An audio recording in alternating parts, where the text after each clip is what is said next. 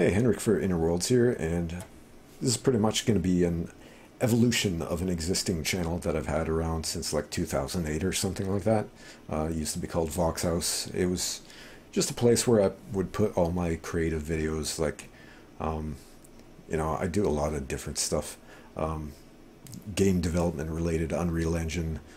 I did some kind of tutorial videos for that. I've done animation videos, music, and for whatever reason, even though I'm all over the place as a person, for whatever reason, I've had something like 3,000 subscribers, and I don't know how that happened, especially since I haven't been uploading too much lately.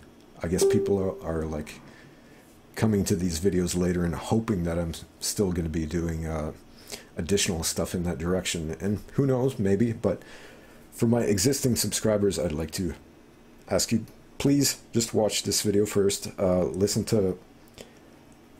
to talk a little about where I'm going to be going with future videos, and I think you're going to like it, especially if you're into anything to do with the consciousness whatsoever.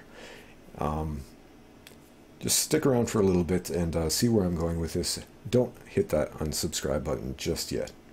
If you watch this and decide that, nah, it's really not for me, then, go ahead, I guess. But, I'd like to I'd just like to explain where I'm going to be going with this. I did this video a few years ago called Do-It-Yourself Tinnitus Cure.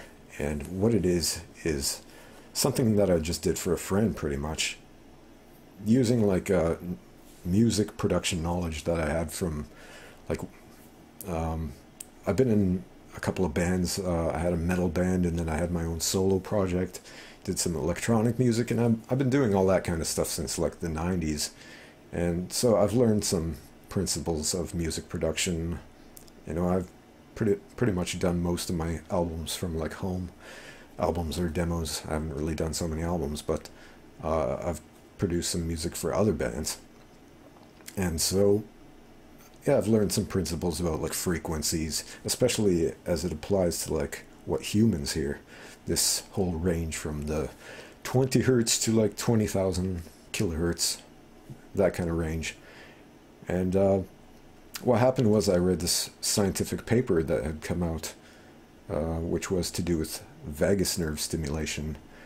And the vagus nerve is something that runs from our brain down through our spine, through our body, and it can be stimulated by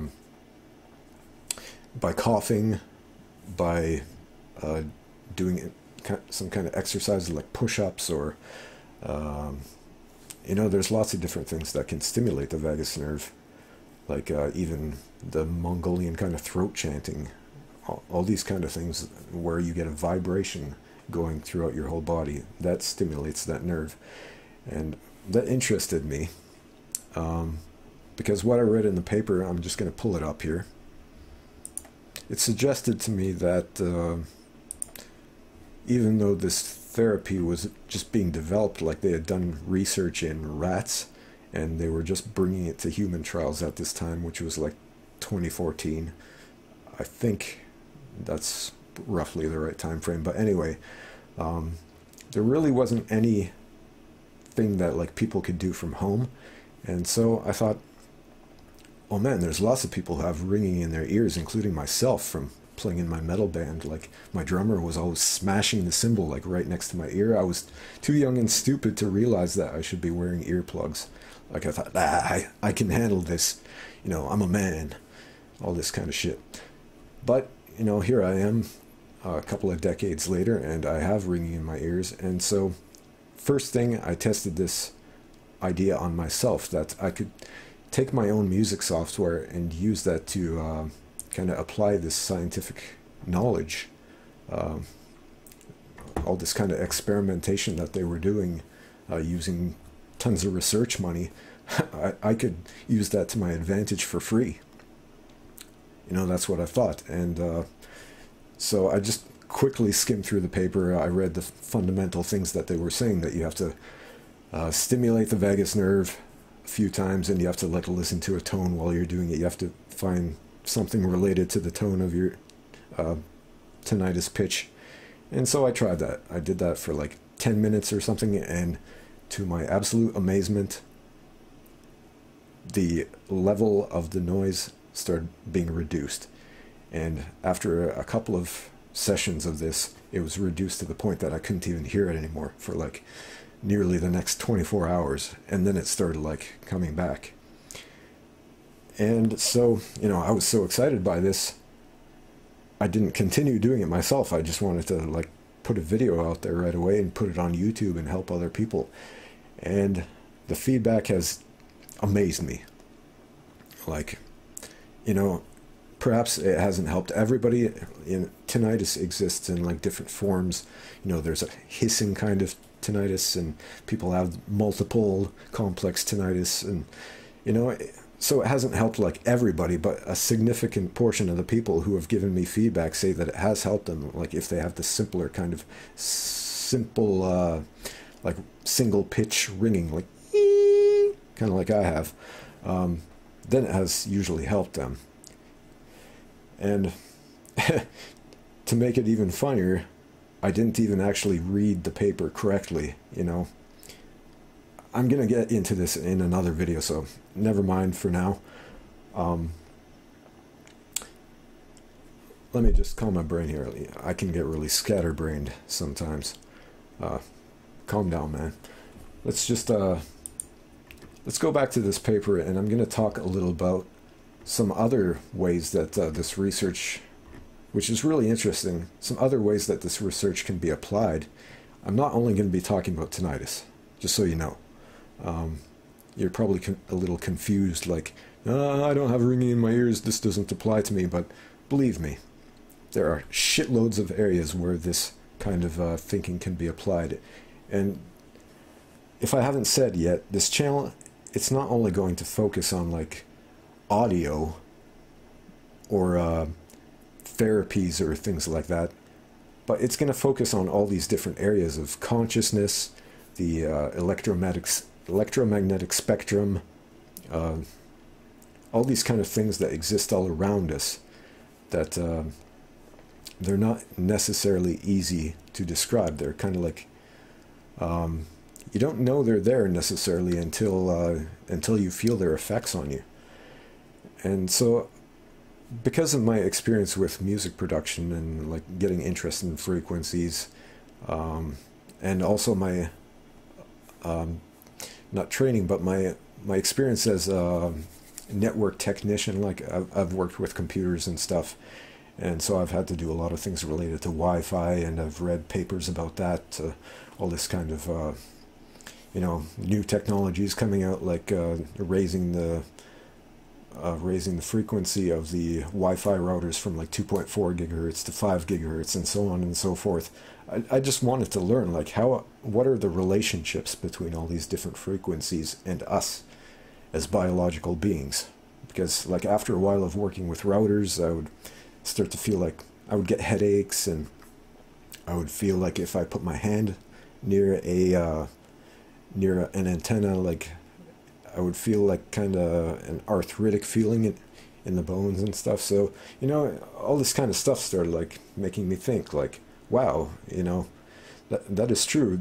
This is like, this stuff that we can't see, like, still affects us. Like, obviously radiation affects us, like nuclear radiation and stuff, and that is what they call ionizing radiation. And supposedly all these radio waves around us, they're supposed to be non-ionizing, so they say that, no, this doesn't affect you. But the more and more that I learn, the more that I see that perhaps it does, perhaps it does. And so this isn't really going to be a conspiratorial channel, but I'm going to explore all these different ways that frequencies interact with us.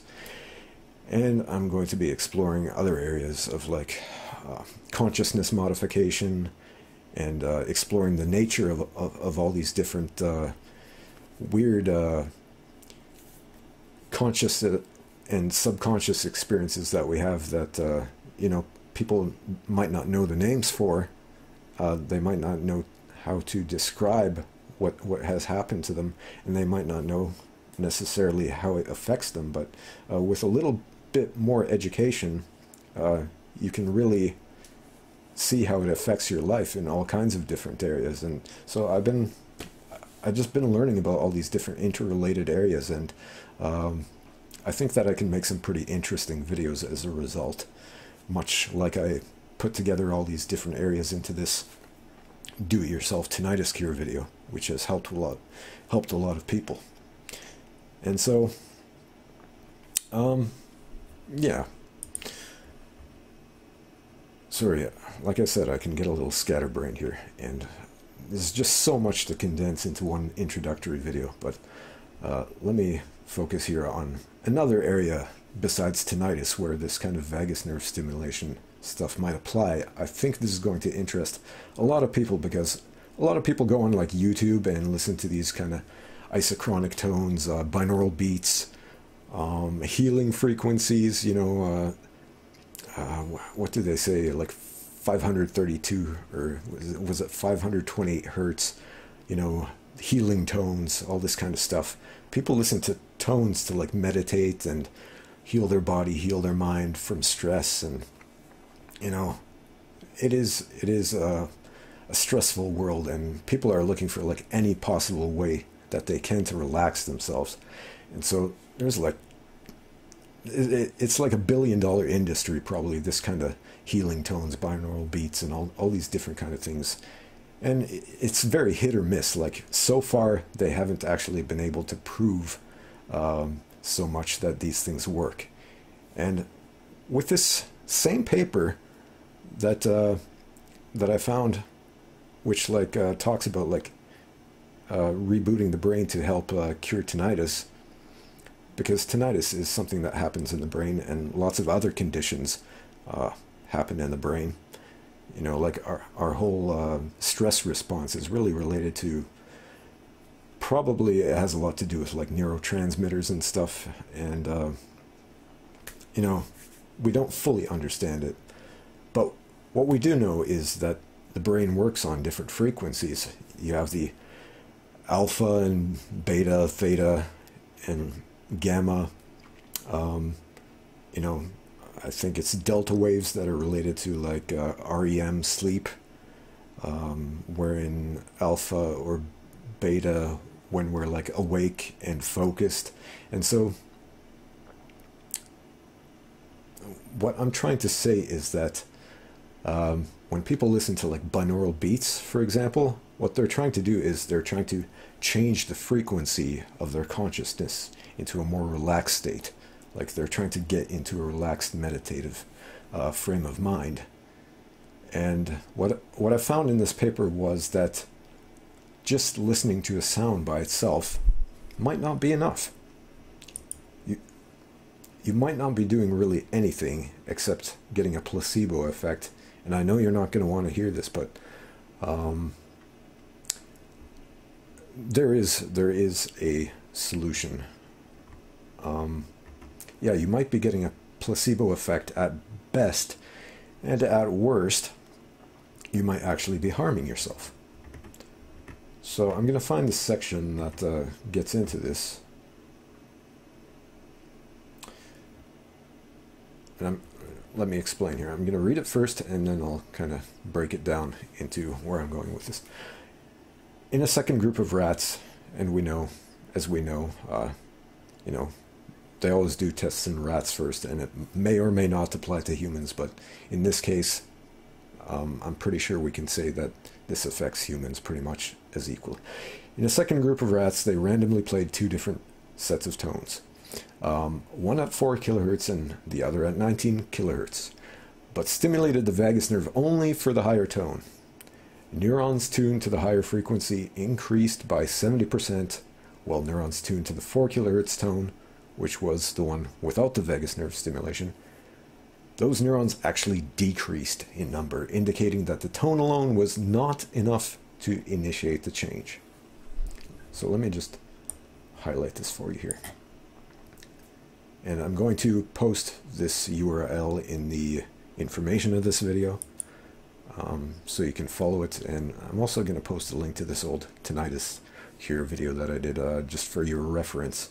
It's on the same channel, so you can find it in my videos also.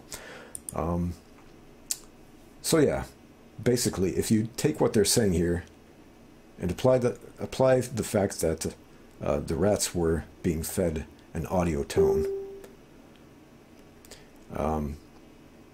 take that and apply that to all these kind of healing therapies that people are doing using binaural beats and stuff like that. And what you can kind of derive from that is that perhaps it's not enough to just listen to a sound and assume that that's going to change the frequency of your freaking brain waves. No, I've always thought that that was a pretty big assumption. And like I said, this is probably like $1 million, $1 billion industry. And lots of people are making money off this, off of people's hope that they're helping themselves. And so far, like, it's been really hit and miss. Like, people might think, oh, this tone is kind of relaxing, but, you know, I can't say for sure that it's doing anything permanently to my brain waves. But we have a new hope here in that if we apply this vagus nerve stimulation technique along with listening to these healing frequencies and binaural beats and things like that, maybe we'll have more luck. So I think that's pretty interesting and cool, and I'm going to be doing some follow-up videos to that effect, testing these kind of things.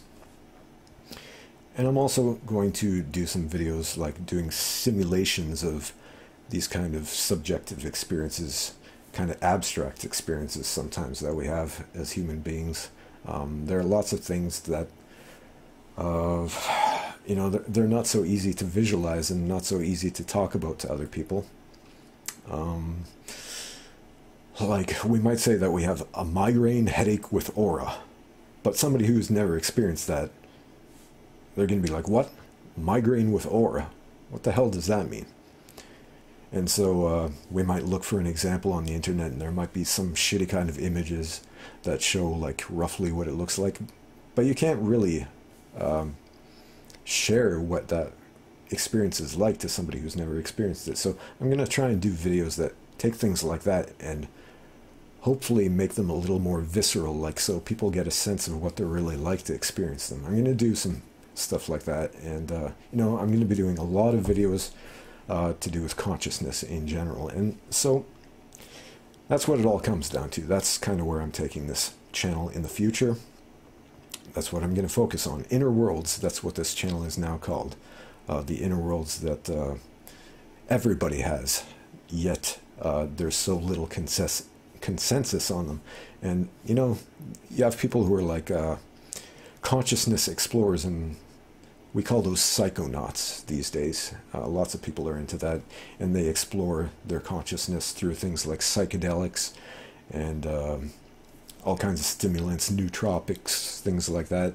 And so that's a whole huge area, like using chemicals to modify your consciousness. And maybe we'll talk a little bit about that. And we'll talk about all these different kind of applications of like consciousness as related to spirituality and things like that. But we're also going to apply a little bit more of a scientific spin to it as well, make it a little more down to earth, and kind of merge all these different areas. And I don't know what word I'm looking for here, but yeah, hopefully make it more comprehensible to like the average person. And so I think I said it already, but you know, there's lots of science related channels out there on YouTube which take scientific principles, break them down, and I'm pretty much going to be doing something like that with this channel. And hopefully it'll be a lot more visually interesting than this video was. This was just an explanation, hopefully summarizing well what I'm going to try to be doing. I know it probably wasn't that interesting and maybe confusing listening to me just talking about this, and I'll try to correct for that in the future and be a lot more visual with my videos. So I'm going to cut this short here, and the next video is going to be a follow-up to the first do-it-yourself tinnitus cure video that I did. Go a little into some of the feedback and talk about new ways that you can apply this therapy using different devices, different software, simpler software. Before I quit this video, I'm just going to show you quickly kind of what I'm talking about. Open this up here. Online tone generator. So basically, simple tinnitus like I have, it's just a pitch that plays in like my left ear, and it's not actually anything physically wrong per se with my left ear, although they say that it's all to do with the hairs in the ear and that they're dying or something like that. And mine isn't too bad, but anyway, where the sound actually comes from is in the brain. So what you could do is like, let me just play an example tone here. Mine isn't this pitch, but that could be like somebody out there might have a ringing in their ear that is like pretty much that kind of deeper pitch. Mine is much higher, and I actually know roughly what tone it is. 9,000 hertz or 9 kilohertz. So if I play that, you hear that, right? That's kind of what it's like. That's playing in my left ear all the time, but a little bit more silent than that, thankfully. And so yeah, what you could do is you can just combine this with the vagus nerve stimulation, and you can find a way to do it on a regular basis, like especially if you have a phone with you. You could just take it wherever you go and just kind of do this exercise while listening to that. It's not hard at all. And what I did in the first video was pretty complex. Like, you had to have a basic understanding of music production software and plugins and all that kind of stuff to be able to do something with it. So it wasn't very practical, but it did help some people out. Like, some people were desperate enough to download the software, Reaper, for making music, and they followed the steps that I showed in the video. It was like half an hour long, and much to their credit, they did it, and many of them were helped out by it, and I'm really thankful for all the feedback that I've gotten, and it's really inspired me basically to help people, or try to help people.